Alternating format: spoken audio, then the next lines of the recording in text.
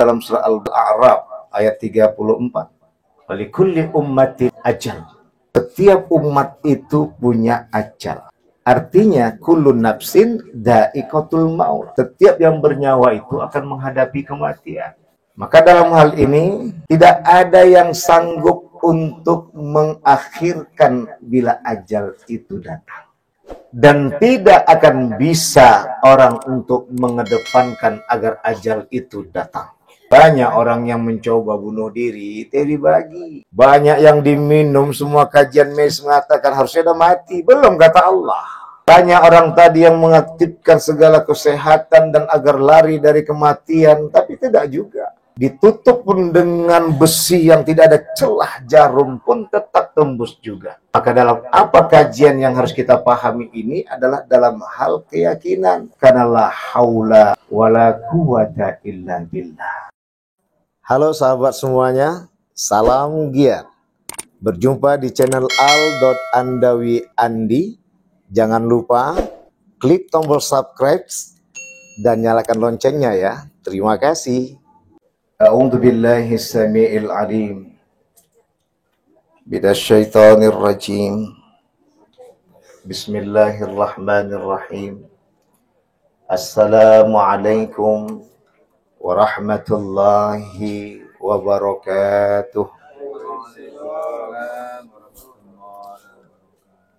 Alhamdulillah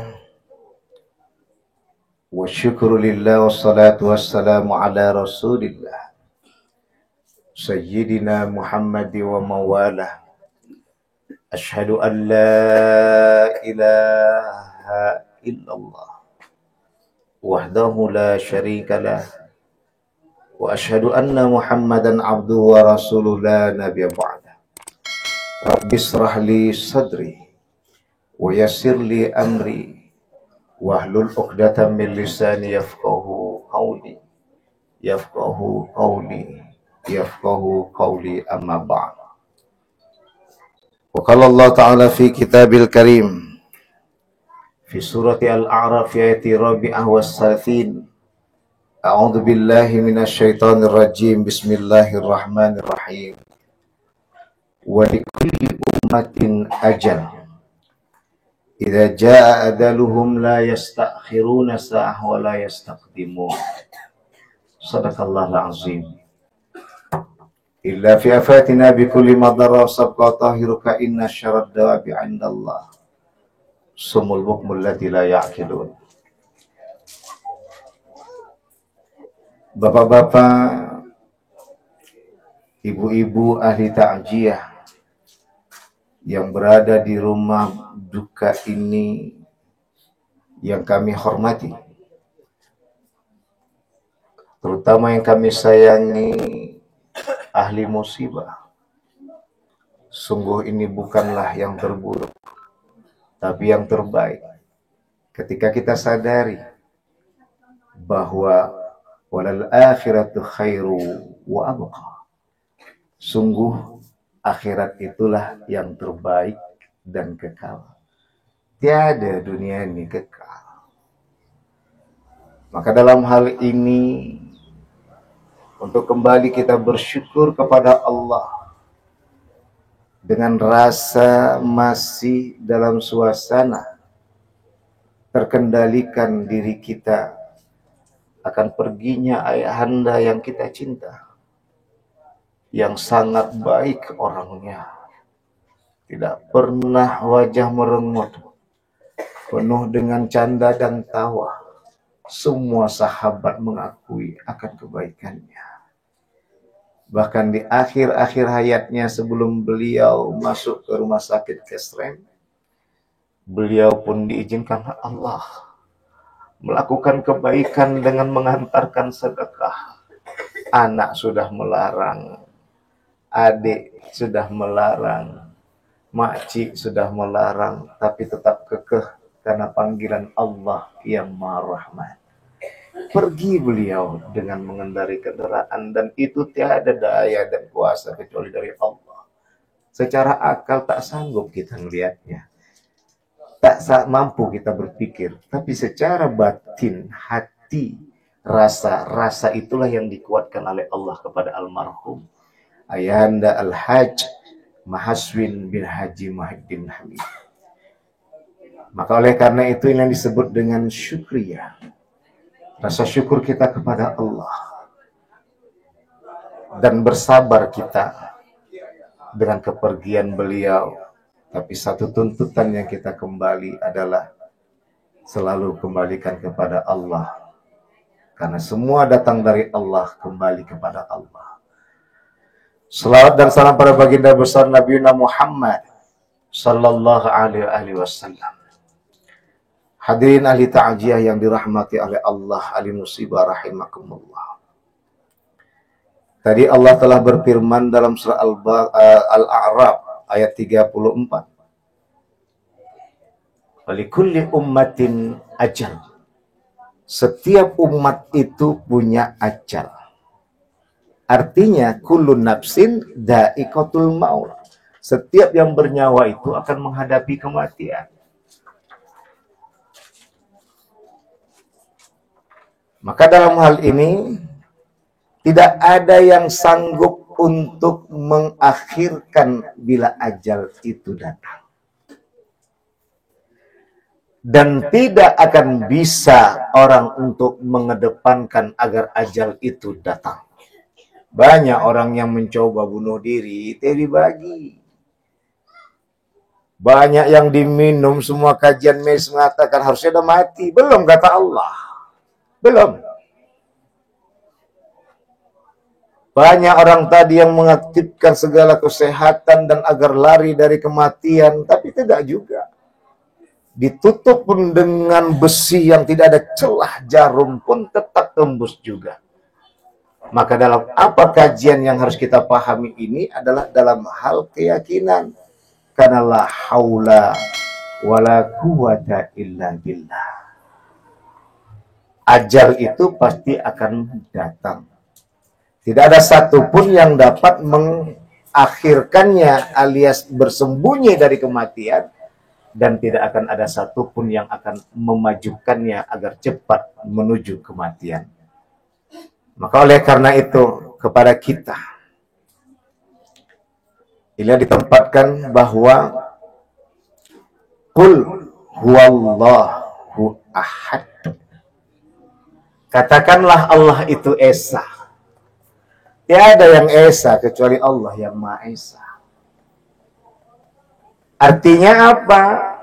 Besarnya cinta kita kepada almarhum Ayahanda Haji Mahaswin bin Haji Muhyiddin Hamid.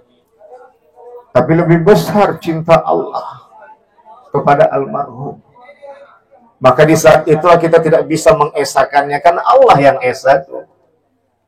Maka dalam hal ini, ketika kita lemah misalnya, tak kuasa untuk dapat berpisah dengannya, maka pada waktu itu menjadi kata kunci patokan dalam hati, rasa, akal, dan pikiran adalah Allahus Samad.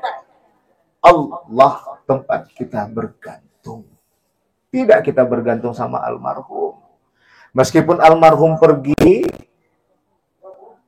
jauh di mata, dake di hati. Jauh nanti sudah terkubur lapisan tanah yang tak dapat dilihat lagi. Tapi hati selalu ada terkenang dengan kebaikan, dengan nasihat, dengan segala titah yang pernah diberikan. Terutama beliau ini rajin sekali dalam melaksanakan ibadah kepada Allah yang Maha Rahman. Kadang malu awak. Beliau sakit-sakit pun paksa-paksakan pergi ke musola turut tolibin. Beliau paksakan ke An-Nur seperti kata Pak Keping Thomas Toga tadi.